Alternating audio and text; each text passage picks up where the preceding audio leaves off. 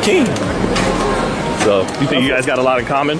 In some aspects, yeah, we do. How are you guys different? Both. Terence Crawford isn't taking any risks when it comes to facing Canelo Alvarez. Instead of training solo, he's brought in the expertise of the first man to ever defeat Canelo in the ring.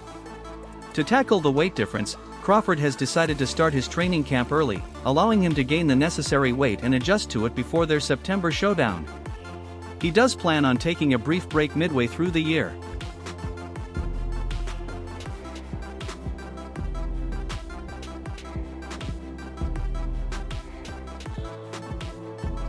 Ahead of the fight, Crawford welcomed Floyd Mayweather into his camp, and the two had a productive time together. As expected, Mayweather focused much of his work on Crawford's defense. They practiced the shoulder roll, worked on footwork, and incorporated more body feints into their training.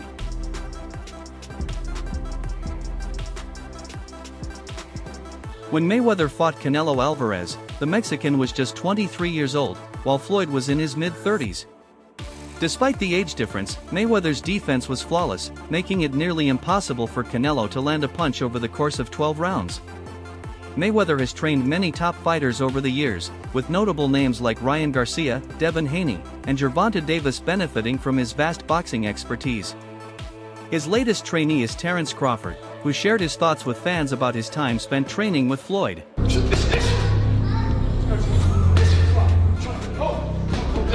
You might wonder why Terence Crawford, a seasoned professional with 40 fights under his belt, is seeking Mayweather's guidance so close to retirement. The answer is simple: Crawford's next fight will be his debut at 168 pounds.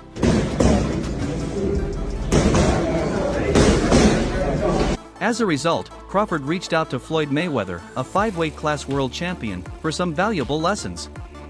In a recent interview, Mayweather reminisced about his iconic fight against Canelo Alvarez in that same weight class. That's gave the sport of boxing their whole life and sacrificed a lot inside that square circle.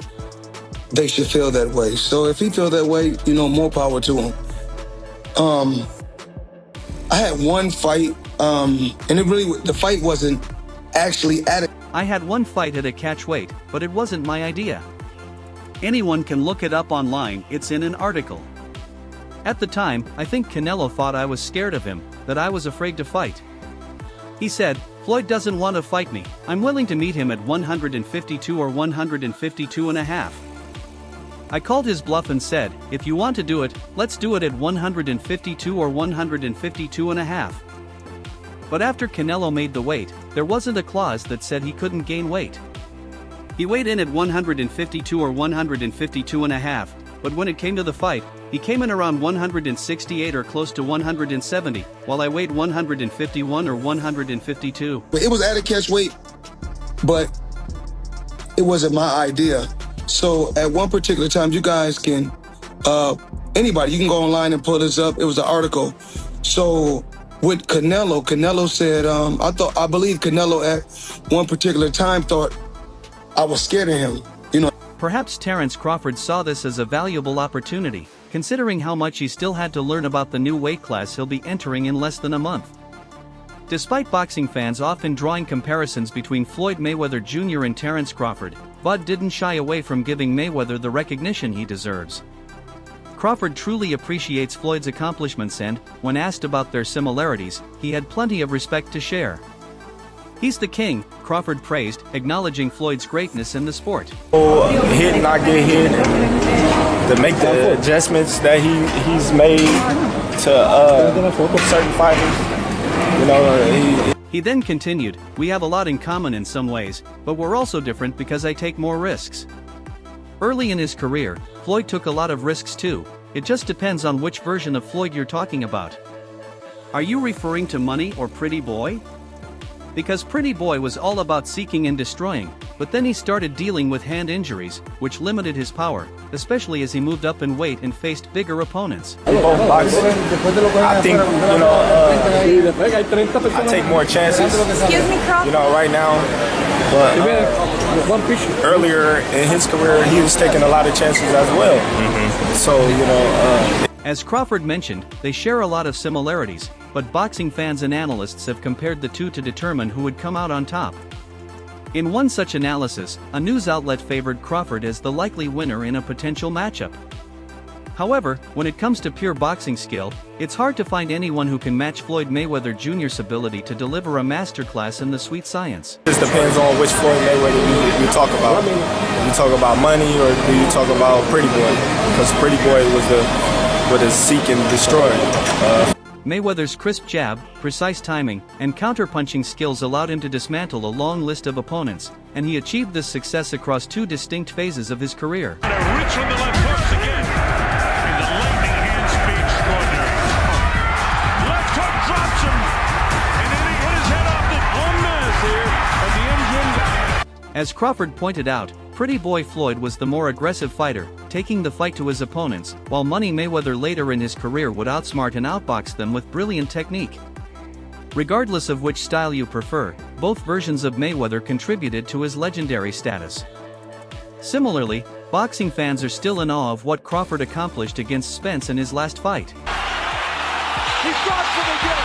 That's a hard knockdown that time. Whether it was his powerful jab slicing through Spence's guard in tight exchanges or his impeccable counterpunching timing, Crawford showcased extraordinary boxing skills we've seen before, but never at this level against a fighter like Spence.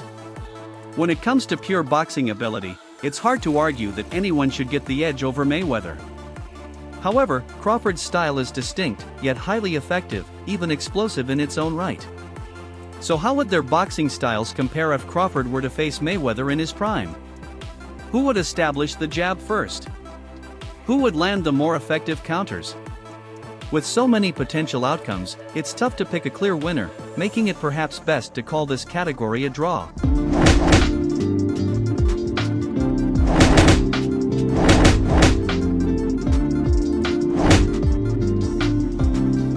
How many times have we seen Mayweather lure his opponents to the center of the ring, where he would gather information, analyze it, and craft a strategy to dismantle them? Mayweather's ring IQ, paired with his philosophy of hit and not get hit, guided him to an undefeated career and 5 world titles across different weight classes, earning him a place in the Hall of Fame. Crawford, crowned undisputed champion at both junior welterweight and welterweight, has demonstrated a similarly high ring IQ throughout his career. While Mayweather's hand speed, particularly in counterpunching, was a standout feature, Crawford's sharp angles and explosive delivery give him the edge in speed. Of Mayweather's 50 victories, 27 came by knockout, compared to Crawford's 40 wins, with 31 by knockout, and he's still active. Now, let's revisit Crawford's brilliance against Spence, as he dropped him 3 times on his way to a dominant 9th-round TKO. Defeating a power-punching, body-snatching fighter like Spence, who had systematically broken down Kell Brook, Sean Porter, and Yadenis Ugas to become the unified world welterweight champion, was no easy task. Yet, Crawford made it look effortless, with his power playing a major role in that.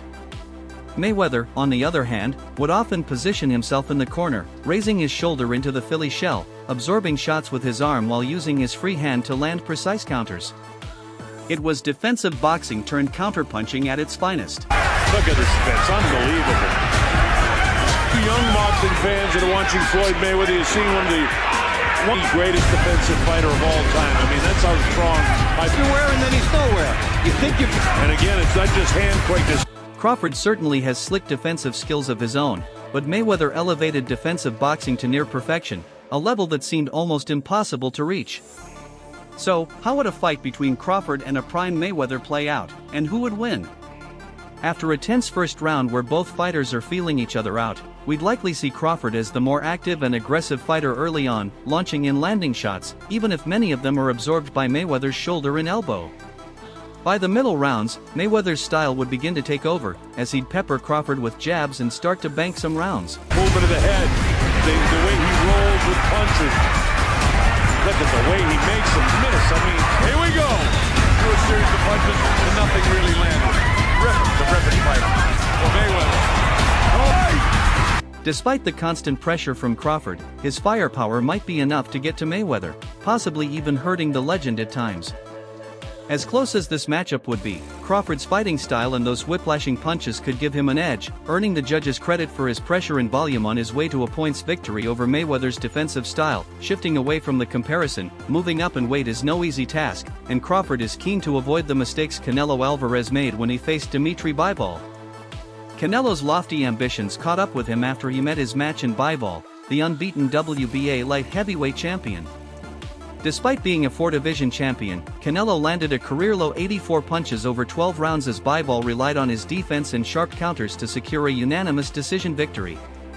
All three judges scored it 115-113 for Bivol, and CBS Sports scored it 119-109, showing how dominant Bivol was in the fight.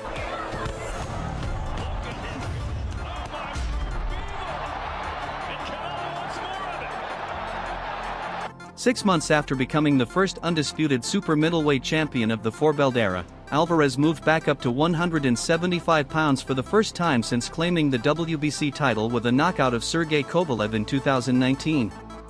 During the same week, he hinted at a potential future move to heavyweight. However, Alvarez struggled to break through the technical strength of Dimitri Bivol, a former Russian amateur standout known for neutralizing his opponent's offense. Bivol's jab was precise throughout the fight, and he consistently responded to any single punch Alvarez landed with clean combinations of his own. Bivol allowed Alvarez to stay in close range but never provided a clear strike zone for him to exploit. Most of the damage Alvarez managed to land was to Bivol's left shoulder and arm, as the Russian kept a strong defense behind his high guard.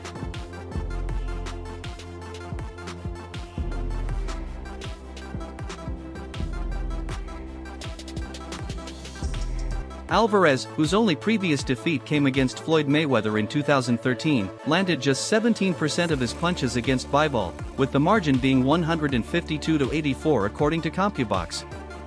After the fight, Alvarez expressed that he believed he was ahead on the scorecards heading into the final rounds. "He's a great champion. Sometimes in boxing, you win or lose. I lost today, and he won," Alvarez said. "He's a really good fighter who comes in and goes out. I also felt his power. It was a good victory for him." To avoid similar setbacks, Crawford has sought Mayweather's guidance. As for Floyd Mayweather, his record as both a fighter and trainer is legendary, with his most recent trainee shocking the world with a big win earlier this year.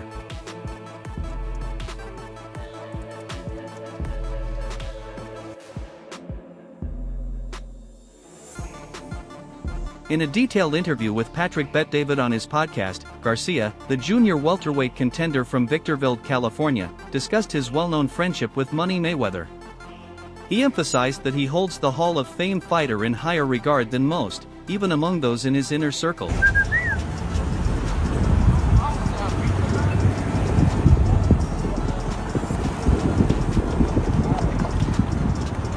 When Bet-David asked Garcia who in his life had the authority to offer him blunt, unfiltered criticism, Garcia quickly named Mayweather. Bivol was later asked for his thoughts on the widely speculated matchup between the incredibly skilled Canelo Alvarez and Terence Crawford, who is considered one of the top fighters in the sport today. Wanting to fight Canelo 3 divisions up. Good idea, bad idea? I don't remember sizes of Terence Crawford. Welterweight. If he big, actually. Maybe he's probably... I remember when I first entered the boxing gym, one of the first lessons I learned was to respect the weight classes. But Terence is one of my favorite active fighters. He has excellent skills, really great skills. Maybe he could show us something. He already knows what to do, and his coach knows too. They will figure out how to do it, Bivol said. When asked directly if he thought Crawford could beat Canelo, Bivol replied, "I can imagine it." This shows how much Bivol respects Crawford's abilities, even when facing a naturally larger opponent. Bivol also noted that Crawford's ring IQ could give him an edge over Canelo. "I can tell you that Crawford is one of the best fighters in the world right now. I see him with more boxing IQ." Came to the boxing gym, one of the first lessons which I should learn, it's like, you should respect weight classes. You know, yeah, what it means. But Terence Crawford now is one of the favorite. Hall of Famer and ESPN boxing analyst Timothy Bradley Jr. is backing Terence Crawford in a potential showdown with Saul Canelo Alvarez. Bradley voiced his support on his YouTube channel, addressing the talk surrounding the weight difference. "Everyone keeps talking about the weight," Bradley said. While Crawford just moved up from welterweight to 154 pounds, Alvarez has been competing at 168 pounds since late 2020. Bradley questioned the notion of Canelo knocking Crawford out, asking, "When was the last time Canelo knocked someone out?" Alvarez's most recent stoppage victory was against Caleb Plant in November 2021. I don't know, someone told me to study Canelo, study Crawford. Crawford about to beat the shit out of Canelo Alvarez. I'm letting y'all know right now, he about to beat the brakes off of Canelo Alvarez. Since then, Canelo Alvarez has struggled to secure a knockout against established opponents, such as Dmitry Bivol in a loss and 40-year-old Gennady Golovkin. He's also gone the distance with fighters considered to be far below his skill level, including John Ryder, Jamie Munguia, and Edgar Berlanga. Jermall Charlo, a natural junior middleweight, also went the distance with Canelo, though he was never competitive with the super middleweight king. "Y'all can quit with the 'he's going to knock Crawford out' talk," Bradley said. "Come on, man. Didn't we just see someone like Alexander Usyk fight Tyson Fury, who was 50 pounds heavier? Canelo's the same height as Crawford, he's not a natural 168-pounder. Usyk is a great fighter, absolutely, but so is Crawford. The great ones know how to figure it out." Yes, he is. Number 2, Devin Haney. You want to get back, man, go back to your roots, bro. Go back to where you started, bro. Bradley pointed out that Crawford has a 74-inch reach, 3.5 inches longer than Canelo's, and his ability to neutralize opponents' offense with counterpunching. Since Alvarez is already a fighter with a relatively low output, Bradley believes Crawford can win by staying at a distance, using straight punches in between Canelo's looping hooks, and wearing him down in the later rounds. "Don't go running away from the fight now, Canelo," Bradley said, referring to the unified super middleweight champion's avoidance of David Benavidez. Imitating Canelo's higher-pitched voice, Bradley added, "Remember what you said, easy fight, easy fight, easy fight." While many analysts in boxing share Bradley's views, most in the fight game believe that Crawford's size and power may not be enough to overcome the difference in strength and weight. Where'd you start? You started in Mexico, man. Go back, get one of those guys out of there, man. Go back, start there. That's where you start. Go back to your roots, bro. Get some of that humble pie, bro. Go back, start where you started. Start where you started. Bradley, known for his bold opinions, stands firm in his unpopular stance. "I'm going to get back to my Haterade," he joked at the end of the video while sipping his drink. You already know. Whether the boxing world will see a Canelo-Crawford matchup is likely to depend on Alvarez. Crawford, who became the undisputed welterweight champion in July 2023 after stopping Errol Spence Jr. in 9 rounds, made even more history earlier this year by becoming a 4-division champion. He outpointed Israel Madrimov to capture the WBA title at 154 pounds. Meanwhile, Mexican icon Canelo has continued to find success in recent years. Just with Canelo, obviously he had his fight with Edgar Berlanga announced recently. Not received necessarily the positive outcome and reaction he'd have liked. What did you make of it? After claiming the undisputed super middleweight title in 2021, Canelo fell short in his challenge against then WBA light heavyweight champion Dmitry Bivol. However, the 34-year-old has since bounced back with 5 consecutive wins, defeating notable opponents like Gennady Golovkin, Jermall Charlo, and Edgar Berlanga. Legendary trainer and analyst Teddy Atlas recently shared his thoughts with Fight Hub TV about a potential megafight between Canelo and Crawford. Atlas expressed his difficulty in betting against the American southpaw, saying, "Very few people have the appetite or inclination to challenge themselves, Mr. Crawford does. I ain't never going against that guy. Father Time might catch him, but I don't know if a weight class can catch him." Own it now. Listen, I think Berlanga's a talented kid who's getting better. He's improved recently. I think he still needs more seasoning, but I see an improvement in him. He is a talented kid. It's a massive challenge because Canelo is an incredible fighter, bigger, stronger, and capable of landing powerful punches with great timing. However, just because Crawford is smaller, he'll come up with a game plan that forces his opponent to use his size. Speaking to Fight Hub TV, McIntyre gave high praise to the undefeated Crawford, who is rumored to face Canelo in either May or September. Crawford has all the tools to win a third undisputed title, McIntyre said. Any hardcore boxing fan knows Crawford can beat Canelo. You have to really understand boxing to say that. If the Canelo vs Crawford fight happens on either May 3rd or 10th, 2 dates close to Cinco de Mayo, a major boxing weekend, it could become a reality, though Canelo might wait to see what happens in the February 22nd light heavyweight showdown between Artur Beterbiev and Dimitri Bivol. Beterbiev defeated Bivol in their first fight last year.